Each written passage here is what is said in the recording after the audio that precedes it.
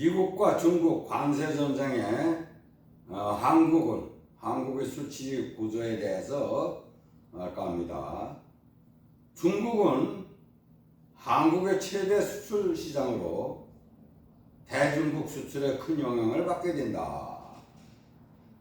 미국의 대중국 관세 부과로 중국 내에서의 수요가 감소할 수 있으며 이는 반도체나 디스플레이 등과 같은 한국의 중간재 수출의 감소로 이어질 수가 있다.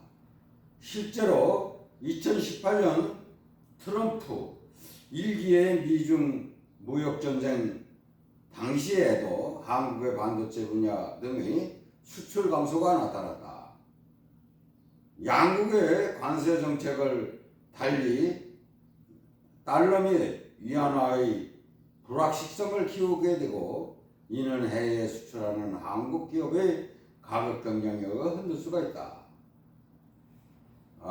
이게 상당히 이게 이제 정부에서도 이 새 정부가 이재명 정부가 들어서면서 제일 우선적으로 생각하는 게 경제 문제인데 이 미국, 중국 무시 못합니다. 중국은 가까운 나라인데다가 농산물이라든가 모든 것이 다 싸게 들어오는 게 많기 때문에 모든 것이 뭐 원래 큰 나라다 보니까 그러니까 이런 것이 상당히 수출하는 것도 많지만 수입하는 것도 많다 이 말이에요. 이게 상당히 미국에서 관세 정책을 하면서 우리나라에도 그 관세 정책에 대해서 저걸 하게 되면 우리나라도 상당히 지장이 많은 거죠. 반도체, 자동차, 철강 등 주요 산업에 대한 영향, 현황은 한국의 반도체 사업의 대표적인 두 기업 삼성전자의 SK 하이닉스 경우는 먼저 알아보자. 삼성전자의 경우는 중국 시안의 낸드플레이스 공장 수시어의 반도체 공장을 보유하고 있으며 SK 하이닉스는 우시의 D램 공장, D램 낸드 공장 충칭의 공장을 운영 중에 있다. 근데 이게 상당히 중요한 거는 지금이 그때만 해도 벌써 언제입니까? 18년 전이 벌써 5, 6년, 7년째 되잖아요. 그러다 보니까 그동안 많이 변해서 인건비도 중국에도 많이 올리고 뭐 사람 관계도 그렇고 그러다 보니까 삼성도 뭐 거기서 나오고 SK도 나오고 이제 빠지려고 내가 하고 빠지기도 하고 자동차도 그렇고 뭐 이게 상당히 문제가 있는 거죠. 이들 공장에서 생산된 반도체 중 일부는 미국으로 수출되는 만큼 상호관계에 이건 벌써 옛날 얘기예요. 부가세 대칭된 가능성이 높으며 관세가 적용되면 생산 비용 상승으로 인하여 가격 경쟁의 악화가 우려되는 상황이다. 이건 제가 이거를 쓴 것은 옛날에 썼기 때문에 벌써 몇 년 전에 쓴 거기 때문에 2, 3년 전에 쓴 거기 때문에 이게 안 맞아요. 근래에는 상당히 달라졌어요. 근래 이번에 이재명 정부에서는 이런 거 전부 다 그동안에 윤 정부 때는 그냥 뭐 그 사람 술만 잡수고 뭐 제대로 아는 것 같은데 그리고 또 중국어는 등을 두었고 미국어만 그냥 그랬는데 이번에는 그렇게 해서는 안 되겠죠. 중국이나 미국이나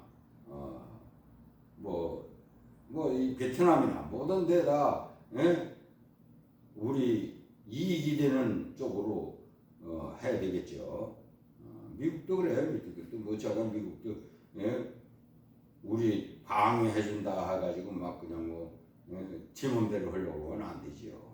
그런 것도 다 안 되는 건 안 된다고 딱 잘라서 얘기해야 될 거예요.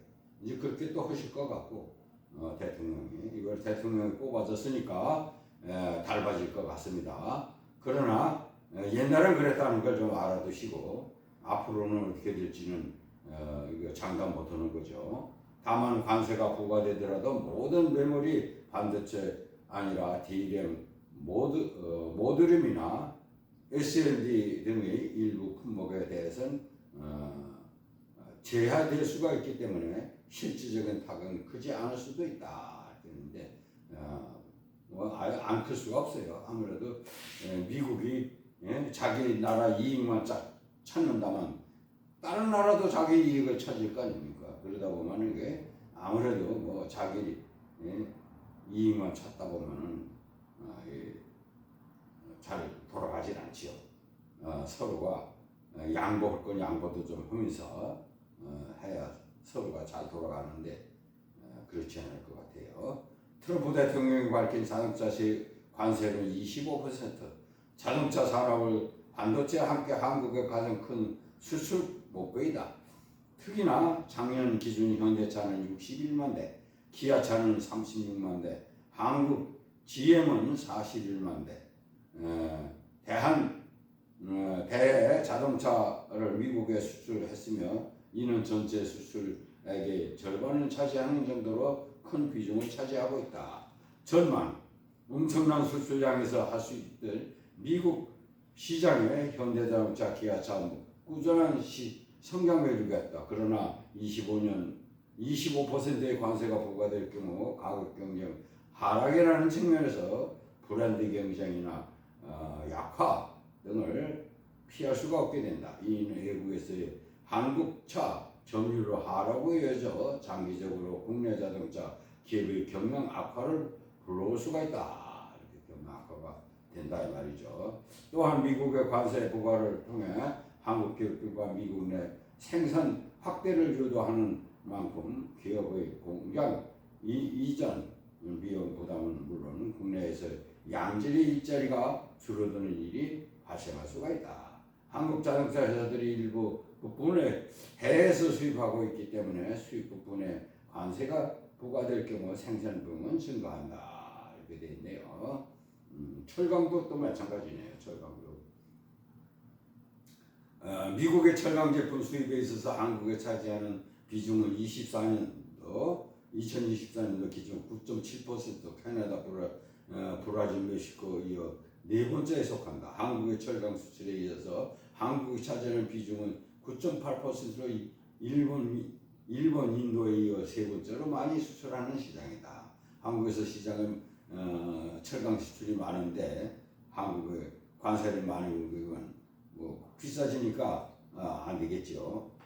이러한 상황에서 한국의 철강에 대한 관세가 부과되면 기존의 한국 철강 업체들이 미국 시장에서 경쟁력 회복을 위해 시행하던 가격이나 품질 개선에 노력 물거품이 될 수도 있다. 이렇게 되네요. 이건 한겨레 신문에서 나온 얘기예요. 하여튼 이 수출 시장이라는 것이 옛날에는 뭐 몇 년 단위로 이렇게 굴곡이 있었지만 지금은 뭐 몇 개월 단위 변한다고. 뭐 교통이 좋으니까 앞으로는 이 머리를 잘 써서 현장 공장도 많이 해야 되겠지만 외국에 나가서 해서 그 현장에서 팔고 이런 것도 많이 해야 되고 그렇지 않겠나 이렇게 봅니다. 한국의 정부 기업의 대량 전략 및 정책은 수출 시장 다변화, 그렇죠. 여러 군데로 수출은 다변화가 좋겠죠. 뭐 하여튼 여러 가지가 있어요. 우리나라에도 많은 경제학자들도 있고 뭐 경제하는 사람들이 있으니까 많이들 머리를 맞대서 좋은 방향으로 해야 되지 않겠나 이렇게 봅니다. 오늘 여기까지 하겠습니다.